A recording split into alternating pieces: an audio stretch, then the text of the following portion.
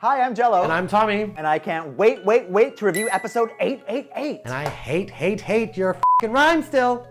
Let's go. Full moon.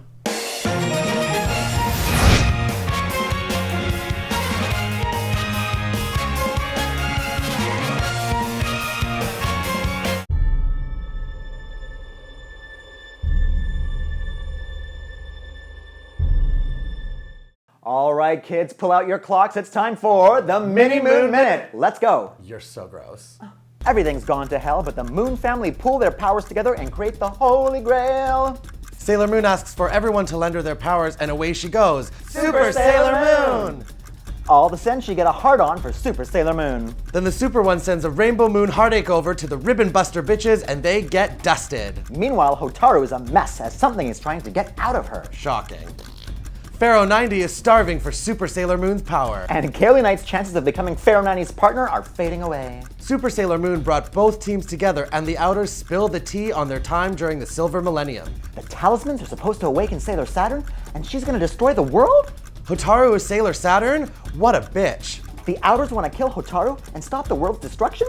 Friends off! Chibi Moon rushes to save Hotaru, but the evil within her rips Chibi Moon's crystal away from her. And Hotaru's evil side has awakened. She's got split ends. Split ends.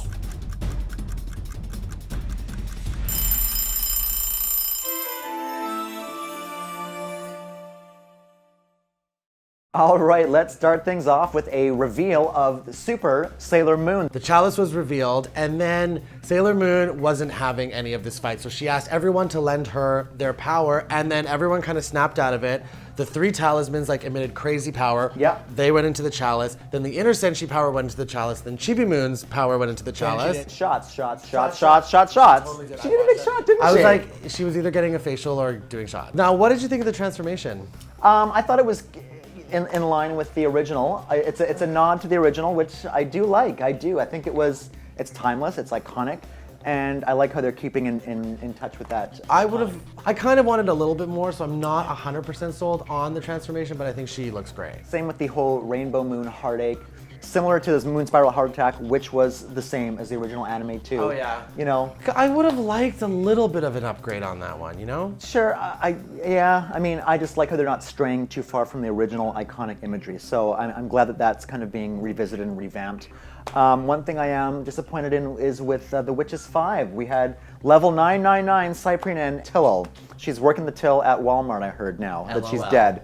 I was disappointed that they just were dusted right away, kind of. I 100% thought we were going to get this some huge kind of epic a battle. There's two of them now. What was the point of the second one being there? Yeah. She was toast right away. Yeah. I kind of wish they drew the battle out a little bit more, because this episode really was rather battleless. Yeah, I would have liked to see maybe even the entire scouts battle the two witches, but it just come together and take them on. Yeah, it just didn't happen. And again, I don't like when Sailor Moon can just fix the problem right away. I don't like that. It bothers me. However, we need to move the story along, so I get it. Yeah. Whatever. Bye, Witches 5. You sucked. But I will say, in general, I think this episode is kind of a bridge from the first part of the arc to now this new part of the arc. We have Sailor Saturn emerging, so hopefully this is building up to something bigger in the next 5 episodes.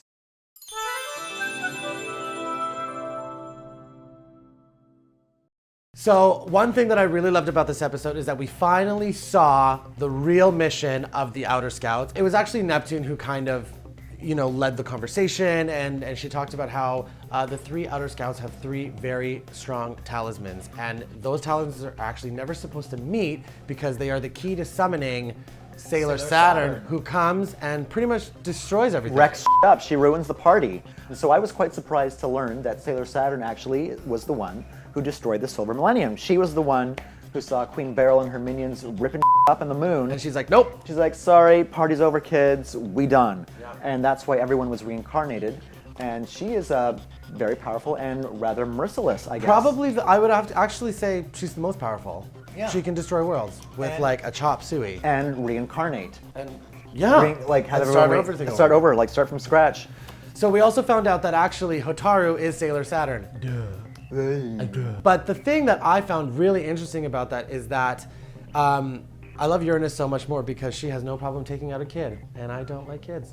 So after the Outers told the Inners about Sailor Saturn, they realized that they are not going to fall in line. They're going to go. They're going to kill Hotaru. And Chibiusa actually, this is when I realized how much I love this character in this. She's great. She's great. She's not annoying and stupid. She ran out. She's going to warn Hotaru, her friend. She's not scared to look at Hotaru's bionic body, but like, what a character this Chibiusa is. Like, I love her so much. Even just when she's running and like jumping over the buildings. Yes. Oh, real quick, sidetrack. When could they all fly? I was just gonna say the How same can thing. they fly now? So Literally just flying. they're all floating around. Like Yeah. I think we saw a little bit of that in the first season. I was remember in the it was when in the Sailor second- Venus fought Kunzite. Yeah. That was kind of in the sky. And Jupiter jumped up to fight Pets, who's right here. yes, there she is. Yay. Thank you, Dominic. Thanks, Dominic. But yeah, now they're really flying, floating around which like is no very one's funny. business. So I don't know where get that came from, but anyway. Yeah. Anyways, going back to Chibiusa, I just love that she, even when she's running, like they just animate her better. Like she's not short and she doesn't remind me of like a 7-year-old. She's like A young woman. A young woman. Her hair is great. She's going. She's got her mission. I really like that part about her. You know what I found really interesting? The fact that Michiru and Haruka have patrons paying their rent. Patrons, I think maybe they're hookers. They're not hookers. They're famous violinists and car drivers. They have sponsors. Have you seen those heels that Michiru's wearing as Sailor Neptune? She's a hooker. And you know what? I like a hooker that plays the violin, a cultured whore. Good for you, girl. And I don't mean bacterial.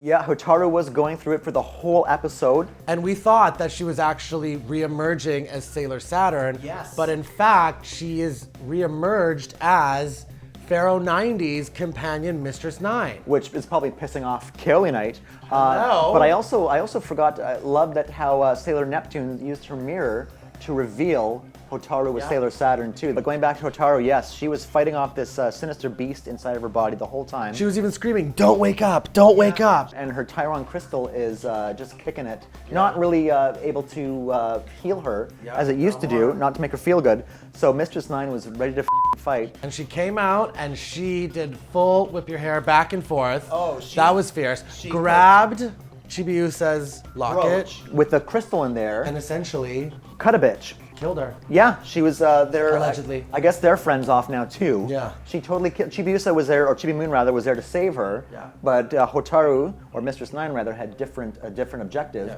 Because Pharaoh 90, of course, was craving That- Sailor Moon's power. That crystal. And this also gives you an explanation as to why Hotaru was really going through it. I mean, they kind of set you up to think that it's like a physical thing because she's essentially half a machine. But in reality, was it what it is? It's her Sailor Senshi soul and the Mistress 9 soul actually fighting internally as to who is going to come out on top. And that's why she Are you keeps... doing the Macarena there? Dun, dun, dun, dun, dun, dun, dun. Very good. He's a good choreographer. But that's why she was going through it all the time, is because she was actually having this internal struggle between good and evil. You've got extreme evil and extreme good battling it out in this poor, weak body. That's like half gone.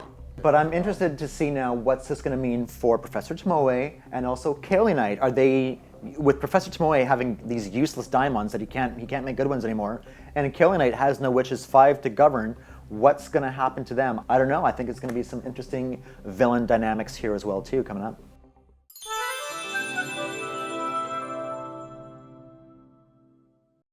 I'm gonna go a little bit different this week.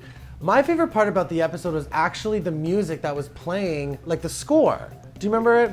Yeah, no, It changes the tone completely. It makes it a lot, like I was watching this and I felt like I was watching an adult show. This is not a kid show. The music is dark and sinister and serious. It's really intense. Whoever's doing it is doing a great job. My favorite part for this episode was the grand reveal of Mistress 9. She is a fierce bitch.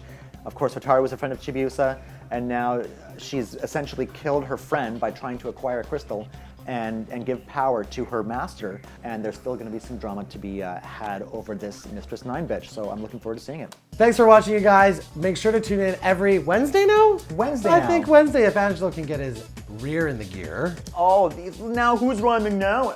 Oh, Before we go though, a few shout outs to some peeps. We had a lovely moon chat over the last episode.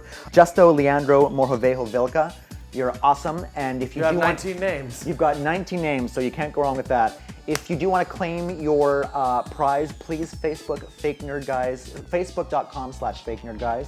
Talk to Tommy with your details, and he'll send one over. Also, ditto for Zero Kiryu. Thank you again for that Tillol pronunciation. Get a hold of Tommy on facebook.com/fakenerdguys for your details. And also, Argo City 2006. Lovely to chat with you on the comment section as well. Thanks so much for your support, and keep liking the videos as we go full moon. Thanks so much for watching. If you missed our recap of episode 7, click here to watch it. Also, if you want to see cosplay at its gender bent best, check out the Fake Nerd Guys, facebook.com/fakenerdguys. We'll see you next week, Moonies. This episode is dedicated to the memory of voice actress Yuko Mizutani.